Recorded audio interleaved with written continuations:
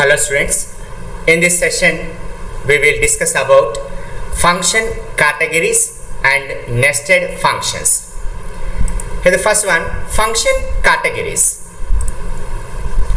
Now depending on whether arguments are passed to a function or not, whether the function is capable to return a value or not, based on these two factors, function categories are classified into four types, like functions without arguments and without return value. Second one, functions with arguments and without return value. Functions without arguments and with return value. Functions with arguments and with return value. Now observe these points: without arguments, without return value; with arguments, without return value; without arguments, with return value; with arguments, with return value. These are four types of function formats. Now first one, functions without arguments and without return value. That means, in this case, calling function does not send any data to the call function. Similarly, after implementation of the function, called function does not return any value to the calling function. Here, one small question arises: if the function does not return any value, then what is the return type? That's an important point. If the function does not return any value, then return type must be void. So void indicates that it does not return any value. In C language, if we specify any function without specifying any return type, then default return type is int. Now let us consider this example for functions without arguments and without return value. So header files stdio.h and conio.h. Assume we are calculating sum of given two values. Here we place the return type as void sum, and this function does not accept any arguments, hence simply empty parenthesis. Here main function, here simply we call sum function. Now design logic for sum, like void sum, three variables.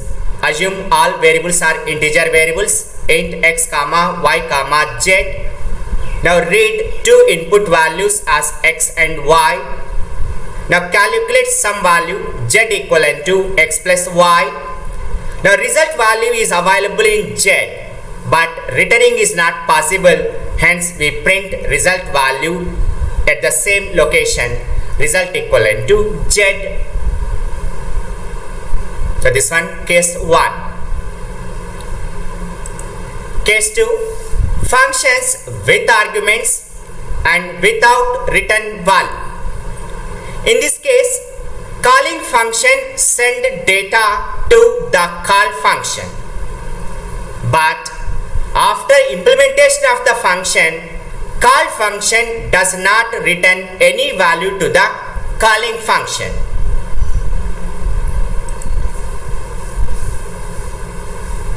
Here, this type of flow is known as downward flow communication, since data flow from calling function to called function.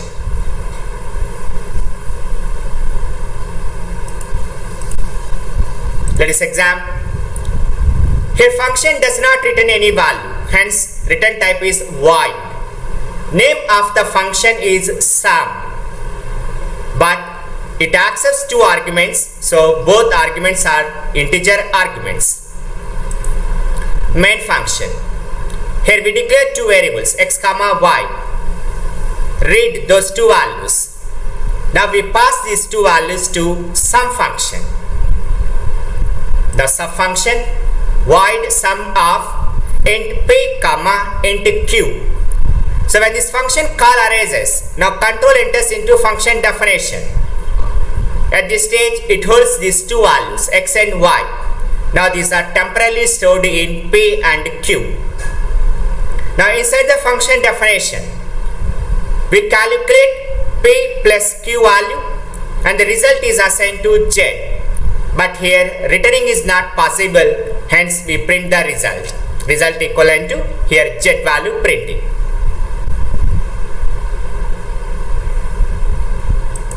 Case 3. Functions without arguments and with return value.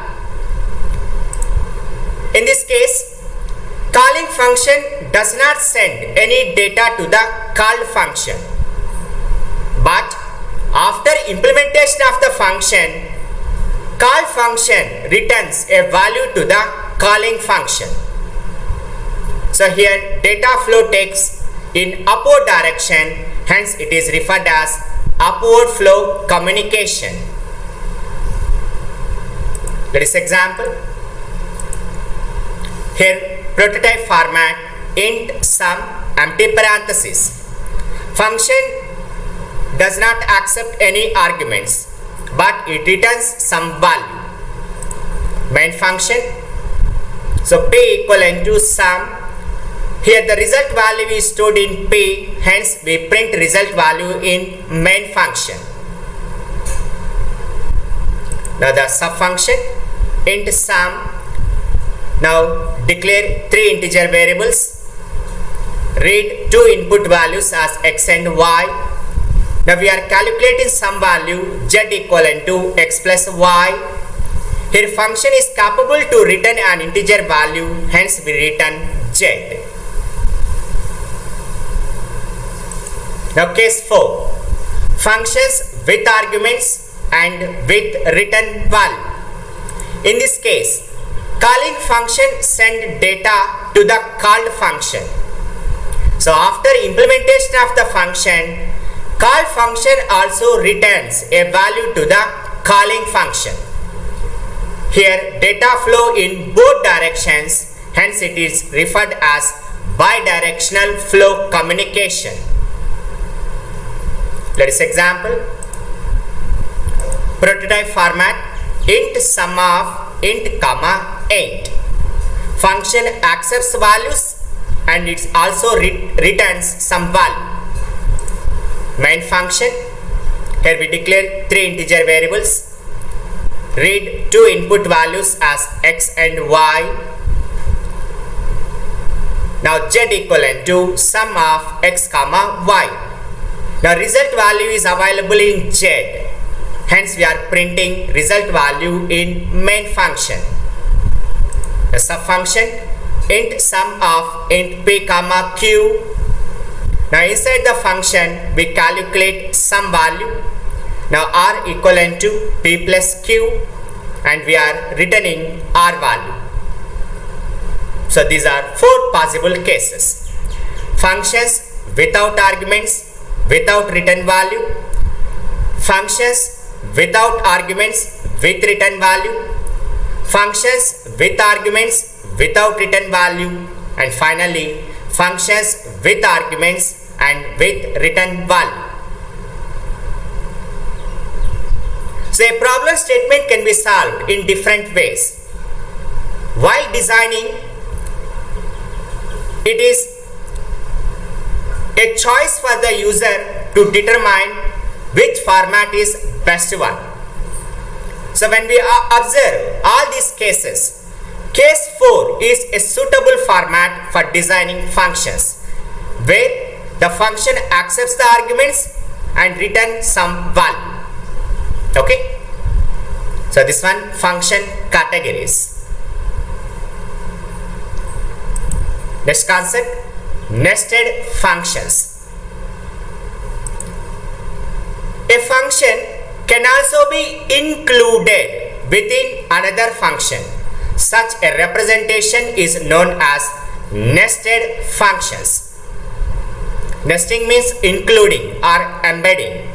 So here a function is included within another function. Now observe this format. Here fun1, this function is included within main function. Here function 2 is included within fun1 function. In such a way we can include any number of functions. Here there is no any limitation. Now implementation point of view, the actual execution starts from main function. So implementing of these lines, whenever this function call arises, now control enters into function definition. Now after implementation of these lines, now function 2 call arises, hence control enters into function 2 definition. Now after implementation of function 2, again it returns back to function call. Now after implementation of these lines, now it returns back to function 1 call. Now after implementation of these lines, now the program is terminated. In such a way, nested functions statements are executed. Let us consider this example. Header files stdio.h and conio.h. Now here we are placing two function prototypes, void fun1, void fun2. This one main function. Here we are printing some messages like main starts, then we place a function call function 1, now main ends. The sub functions void fun1. Here we are printing a message function 1 starts. The function call fun2, the function 1 ends. The function 2 definition void fun2. We are printing two messages function 2 starts and function 2 ends.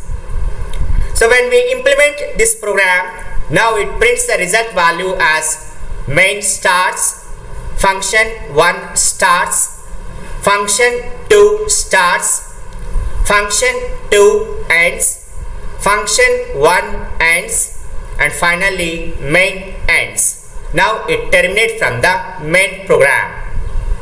Okay, thank you one and all.